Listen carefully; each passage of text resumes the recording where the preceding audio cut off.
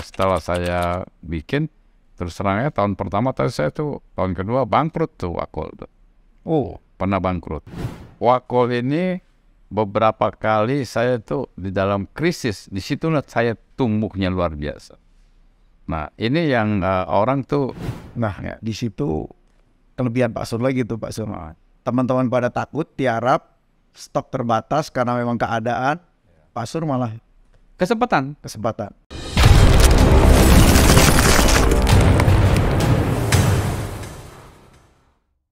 Nah akhirnya saya belajar retail, mulai toko 5, 10, terus begitu sampai ratusan ya. Nah di situ baru saya bisa menikmati. Ya, kenapa menikmati? Karena ternyata ini bagi teman-teman yang retail yang lain juga, Pak. yang lain Yang punya permasalahan yang sama nih. Iya, ini gini ya, ini very unik ya, tapi ini firm. Saya mencoba di depan Devstore Matahari, saya punya toko Wakol, ya, House of Wakol saya. Padahal di dalam ada juga Ada. Pak Sur. Nah, untuk mengetahui customer-nya sama kagak, saya diskon yang di depan, yang dalam enggak. Yang dalam kagak berubah. Saya diskon yang di dalam, yang di luar saya nggak diskon, nggak berubah. Jadi Berarti orangnya beda Pak. nah itulah makanya sekarang para retail nih ya sebenarnya mesti tahu ya, brand international brand yang besar ya itu dia nggak masuk Dev Store karena dia mau ngambil market menengah ke atas. Nah ini saya coba dulu ya, coba dekat ada Sentro, dekat Matahari, dekat Sogo mana gitu ya, sampai terakhir di Ion juga saya buka sendiri dekat gitu ya, nggak ada perubahan.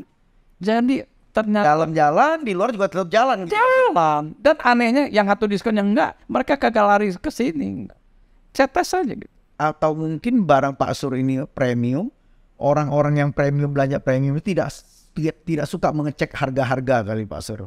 Enggak, bukannya gitu. Kalau kita kasih pasang banner diskon kan kelihatan, cek juga. Customer beda. Yang masuk ke dalam sana beda, yang belanja di luar pun beda. Coba kita lihat orang yang high class ya, menengah ke atas, itu mereka semua belinya tuh di showroom. Di toko. Lebih mau private mungkin Pak Sur ya. Satu private, kedua dia merasa gengsi. Wah, nah yang ketiga kalau saya lihat dia berpikir, wah ini apa namanya lengkap. Ya.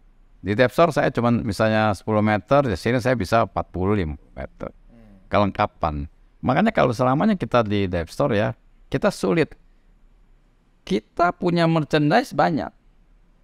Tempat itu segitu juga. Bagaimana kita bisa mendisplay barang kita? Melengkapin barang-barang yang kita ada. Nggak mungkin bisa. Nggak mungkin bisa. Makanya ya saya bukannya katanya menjelekkan Dev Store ya. Dev Store ada gitu ya. Tapi nggak mungkin kita bisa lengkap dengan toko sendiri.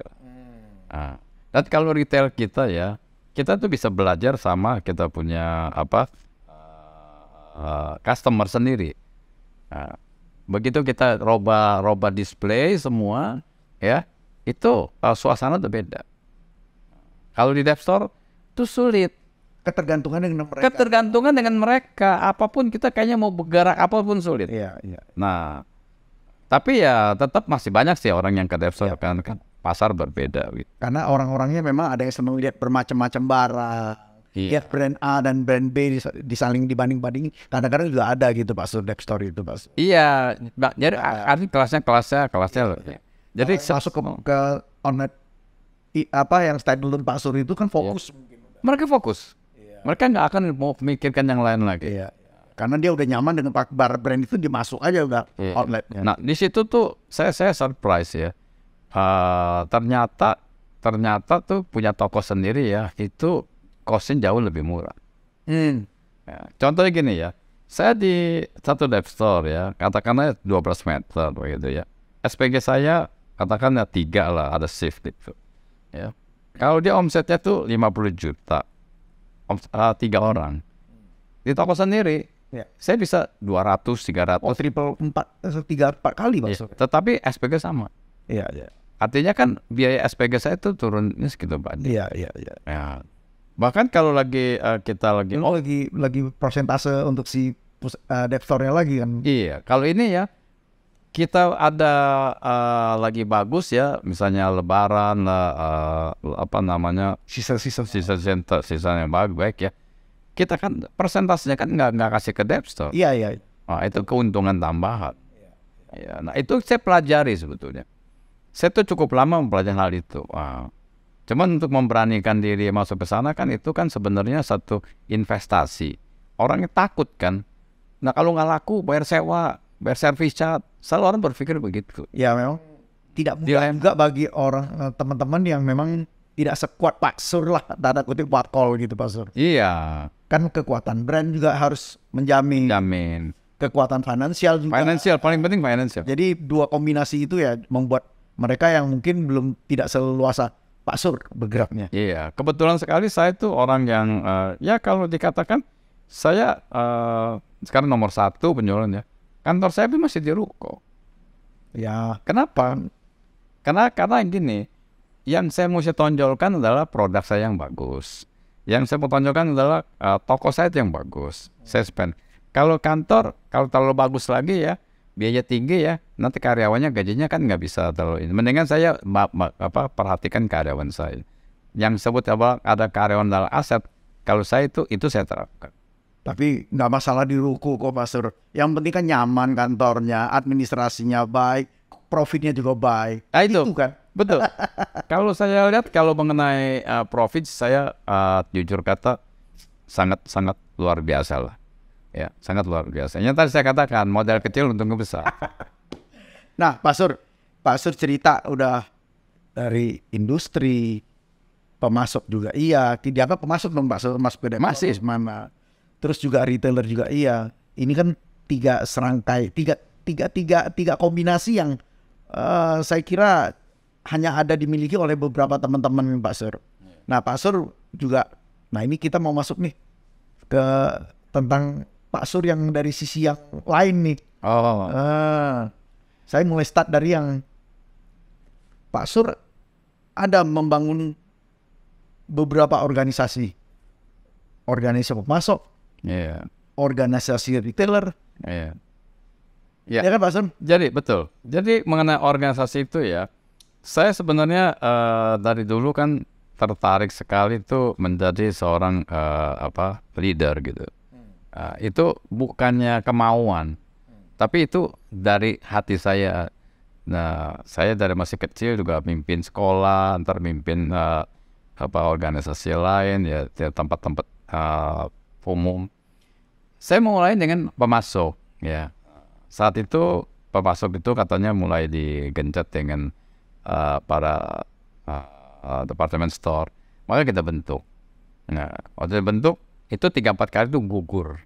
Nah, pada waktu saya lah yang Jadi bentuk organisasi ini pun ada kebutuhannya Pak Sur ya. ya, sebetulnya saya tuh tidak mau melawan dev store. Saya tuh mau selalu kalau asosiasi itu saya maunya tuh kita seimbang. Ya, seimbang. Untung bersama lah. Untung bersama, kita atasi bersama. Nah, setelah saya masuk dari pemasok, di situlah saya sebenarnya banyak sekali memberikan keuntungan kepada supplier juga. Contohnya pada waktu Golden Truly, ya, Pasaraya, itu hutang supplier itu saat itu tuh gede loh, 40 miliar saat tahun 98 itu. Ya, tapi saya bantu di sana atas nama Upguy, bisa dikembalikan semua. Jadi itu sebenarnya menjembatani. Nah, itu keuntungannya tuh sebenarnya asosiasi. Selama mindset asosiasi itu jangan kita mau menang sendiri aja itu. Itu prinsip saya. Saya tidak mau saya tuh di mana-mana tuh saya mau menang diri. Setelah itu saya diajak kita peritel. Nah, peritel itu di Aprindo kan, Pak Tutum sama-sama saya. Nah, ini di peritel ini saya melihat bahwa peritel ini tuh juga mesti ada tiga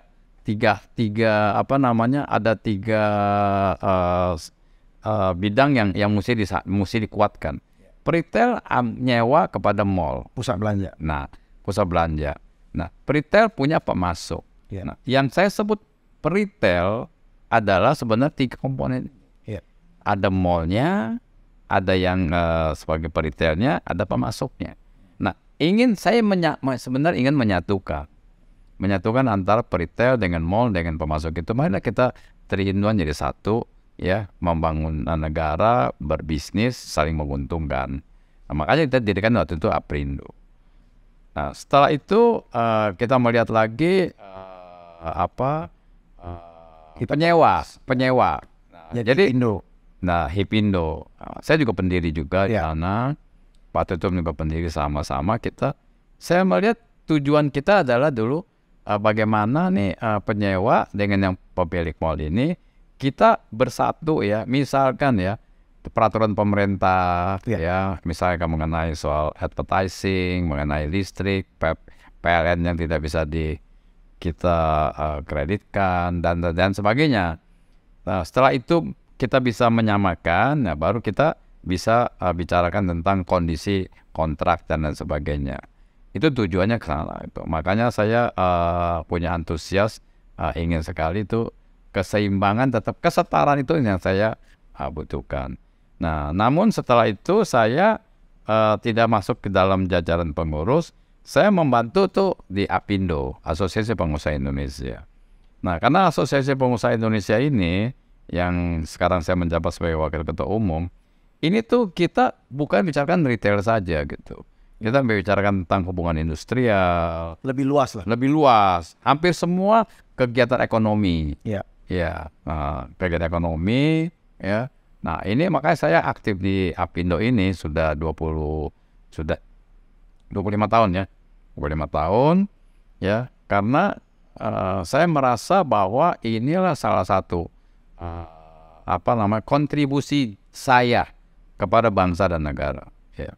Saya itu orang yang terus terang aja lebih senang hidup ini ya bukan untuk diri sendiri, untuk bangsa dan negara dan untuk anak cucu gitu.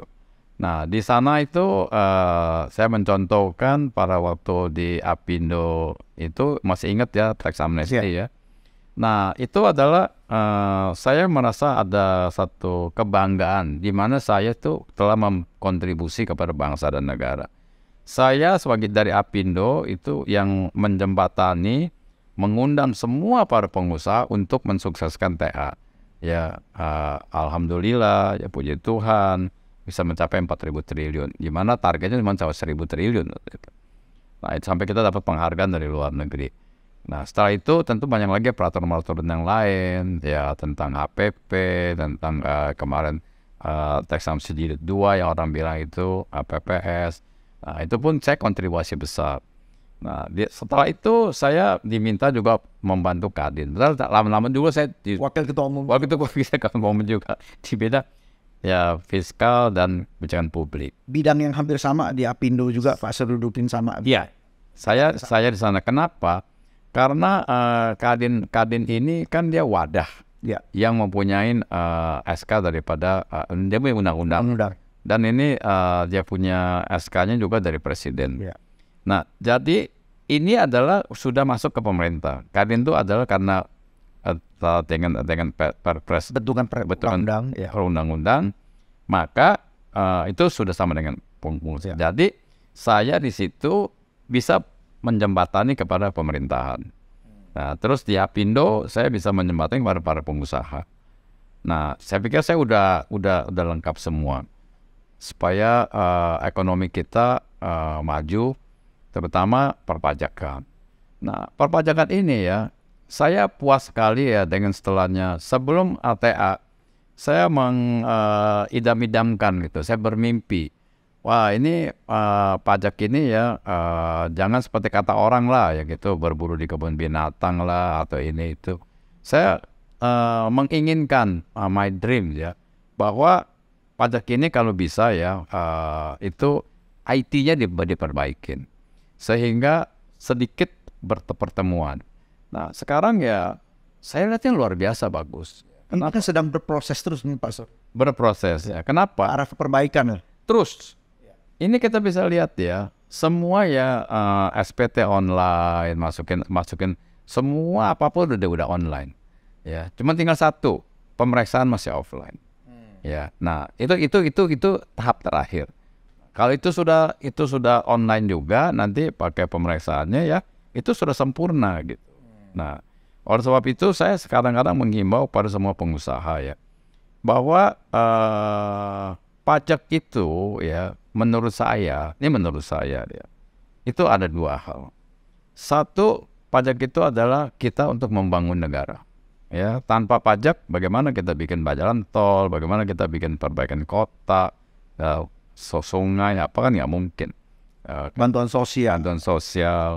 Nah, yang nomor dua, saya bilang pajak itu dari ibadah. Ibadah itu artinya ya kita, ya kadang-kadang kan orang pergi ke rumah ibadah ya. Itu kan hanya kita berhubungan di sana. Tapi kalau kita udah membayar pajak yang dibangun ini, ya, itu udah ibadah, membantu yang kecil, membantu itu. Nah, yang terakhir ada mengenai perpajakan ya. Itu untuk anak cucu kita. Kenapa? Sistem semakin canggih. Ya, jangan kita mencontohkan ke anak itu tidak bayar pajak dengan benar. Akhirnya apa? Ya, akhirnya apabila satu hari kita udah nggak ada, dia ketangkap. Kita tuh membuat anak-anak cucu kita tuh menjadi masalah gitu. Mas, kenapa kita memberikan masalah pada anak cucu? Pajak itu kalau kita bayar dengan benar, ya kita usaha pasti untung kok.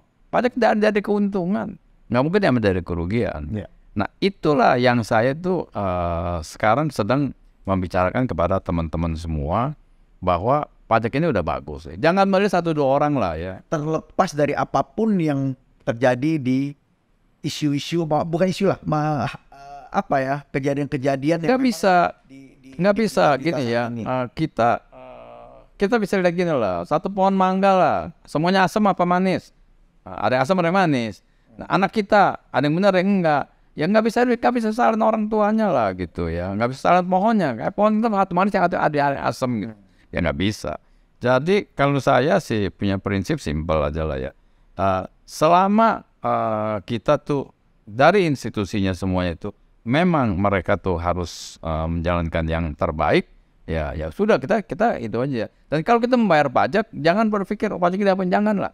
Itu kita nyatakan diri kepada kepercayaan kita kepada Tuhan ya, bahwa kita sudah melakukan ibadah. Bahwa pajak itu bermanfaat bagi kita semua untuk pembangunan, untuk negara, udah kita lakukan saja. Kita lakukan aja. Terlepas ada yang belum benar, kita bantu pemerintah untuk membenarkan.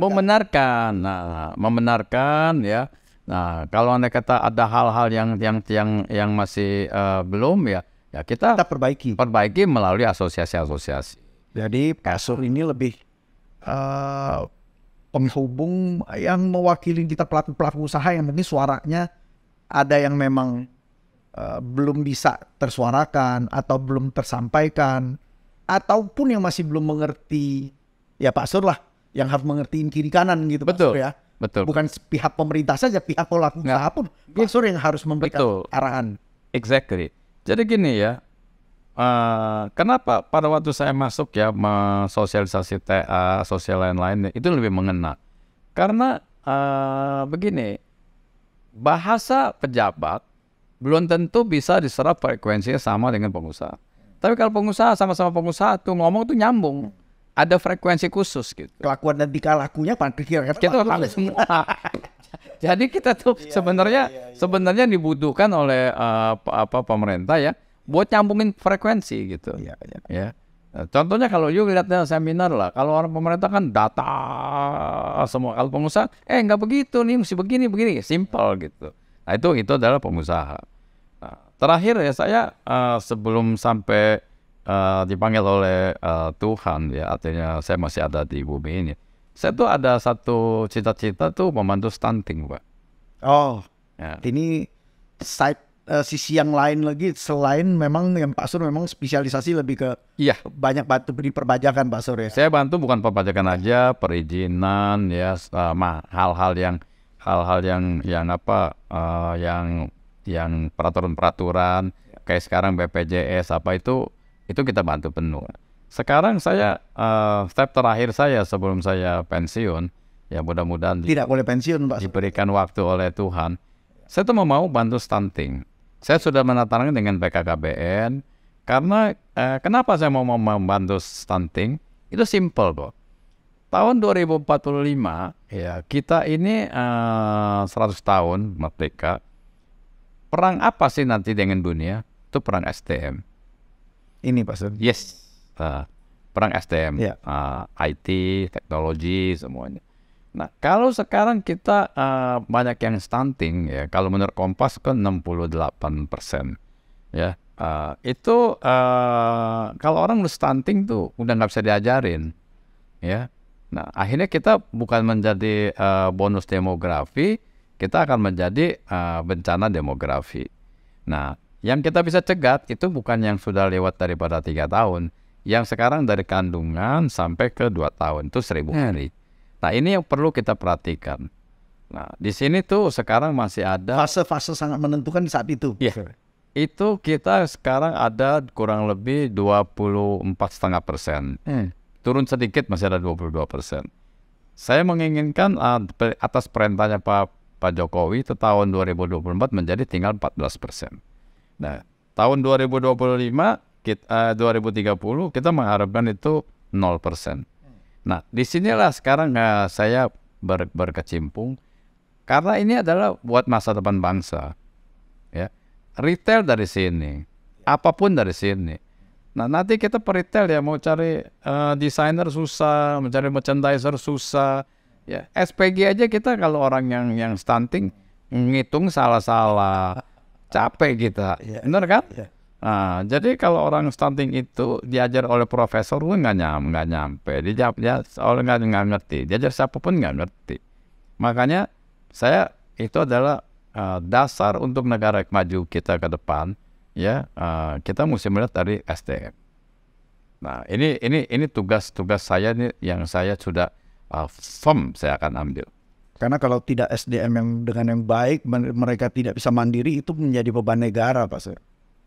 Beban negara, beban pengusaha. Semuanya lah. Ya, pengusaha atau enggak? Ya, ini bayar pajak kan sebagian dikasihkan mereka. Kalau mereka tidak bekerja kan bantuan sosial hilang. Subsidi hilang. Pajak kita turun tuh nanti. Kalau mereka tidak stunting, mereka bisa produktif. Iya. Bisa turut membangun, menyumbang kepada negara juga gitu, Pak. Iya. Nah, yang saya juga minta kepada pendidikannya juga, kita kan sekarang mendidik itu ya, kebanyakan orang bilang sekolah biar pintar, biar dapat kerjaan kan gitu. Jadi semuanya mengharapkan cari kerjaan gitu. Iya. Nah, siapa yang jadi bosnya kan gitu. Iya. Nah, saya lagi menginginkan semua tuh ada wirausaha ya, pelajaran-pelajaran wirausaha itu ditingkatkan karena orang tua harus berpikir nanti kalau kamu sudah besar kamu menjadi pengusaha gitu. Nah, kalau semua masih pengusaha, kita nggak ada lagi pengangguran. Pengangguran ini karena dulunya orang selalu sekolah tuh maunya cari kerja. Nah, sekarang si pengusaha sudah memakai IT, memakai otomatisasi, ya udah orangnya kurang, ya. Nah, mereka semua cari kerja akhirnya udah S1 ngapain? Iya, iya. Nah ini jadi saya tuh yang menggalakkan satu stunting, kedua mata pelajaran tuh lebih diarahkan ke ada usaha, ada mata pelajaran tepat guna lah usaha. Karena kalau semuanya udah berpikir usaha, UKM semua ya, mereka udah nggak pikir ke pengangguran lagi, gitu. Dan kalau orang yang smart juga nanti udah bisa bersaing dengan orang-orang asing. Nah itu adalah target saya sampai sampai saya ya katakan pensiun, saya nggak tahu. Penugasan tambahan Pak Sur ya. Ini dari dalam hati nih. Ini bukan ada yang nggak ada yang nyuruh saya. Oh gitu. Ini bukan perintah dari mana-mana, Pak Sur punya inisiatif sendiri yang untuk membantu. Betul. Saya masuk Apindo, masuk Kadin ya. Itu tuh saya tuh terpanggil gitu. Ya, saya terpanggil saya bayar sini. Jadi kan ada orang kan bahagia karena punya duit, bahagia punya kedudukan. Ada lagi orang yang bahagia kalau dia terkenal, bisa dari public figure.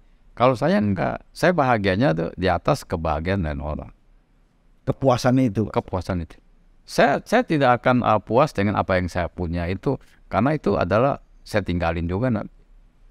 Tapi kalau saya bisa memberikan bantuan, mempermudah para pengusaha sehingga ekonomi bagus, orang banyak yang tertolong, itulah kebahagiaan saya. Ini cita-cita seorang Pak Sur. Sebelum kita akhirin Pak Sur, saya kira sudah lengkap mulai dari sejak masa Pak Sur mulai mencari nafkah sampai organisasi yang penting Pak Sur dudukin, juga ngurus saya ini tuh. Pak Sur ini seorang yang sangat apa ya? Ngomong-ngomong, Pak Sur umurnya berapa dulu sebelum saya masuk ke satu pertanyaan? Ya, saya baru 75. Baru 75. Kelihatannya 57. Nah, saya kasih tip ya. nah makanya kok begitu seger gitu Pak Sur. Nah. Lebih muda kayaknya dari saya Pak Sur. Hah? Pak Tutum, Iya. ya teman-teman semua yang ngikut. Ya. Umur ada 3. Satu umur yang di KTP, yang kita umur lahir. Kedua tuh umur semangat. Ketiga umur body Ya, age. yang kelihatan fisik. Nah, nomor 1 yang terpenting tuh adalah umur semangat. Umur semangat. Kalau kita masih semangat ya, disitulah metabolisme tubuh kita tuh semangat. Jadi muda terus kali Pak Sur. Mudah terus. Nah, yang kedua body age. Iya. Body age ini yaitu kita harus tahu ya, tidur cukup, olahraga teratur, Pikiran tenang. pikiran mesti tenang, bukan pikiran aja, hati mesti tenang. Tidak boleh ada rasa kurangin. Kita mesti menghindari AIDS. Iya. A itu angkuh, 2 itu iri, ketiga itu dendam, keempat itu serakah. Kalau masih kita ada 4 itu, kita nggak bakal bisa awet muda. Nggak ada. Serakah aja tuh nggak bakal bisa awet muda. Tiap hari sibuk, aduh pusing, nggak bisa tidur. Merasa nggak cukup. Nggak cukup terus berlimpah. berlipat. Nah itu pun nggak bakalan bisa tenang. Ya. Apalagi orang angkuh.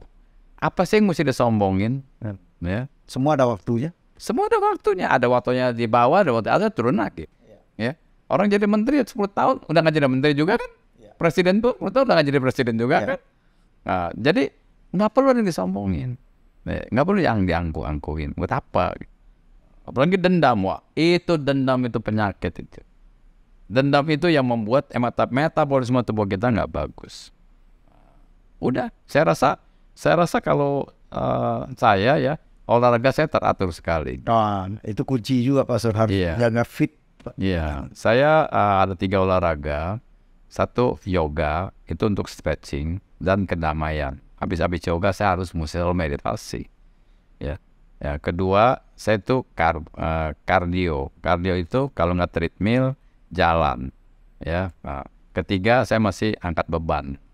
Kenapa mesti angkat beban? Seumur orang muda yang sudah tua, biasa ototnya tuh menciut.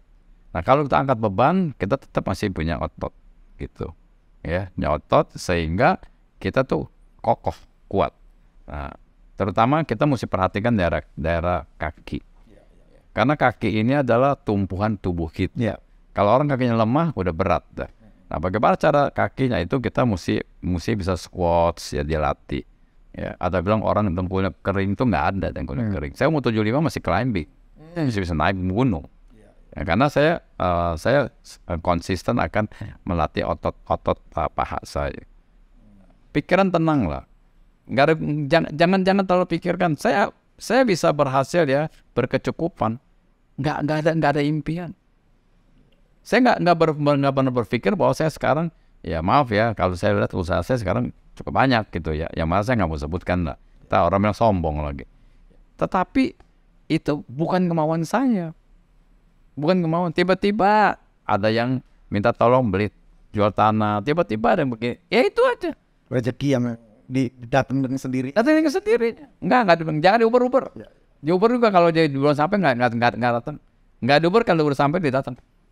Ya, saya kira itulah seorang Pak Sur. Saya sudah sangat lama mengenal beliau. Jadi terima kasih Pak Sur bincang-bincang yang santai ini. Ya, saya terima kasih. Saya bukan siapa-siapa mau diwawancarai. Ya, tapi minimal ya Pak Sur sangat dari teman-teman kita salah satu senior kita yang sangat populer lah di antara kita semua Pak Sur. Enggak lah. Itu pengakuan dari pihak luar.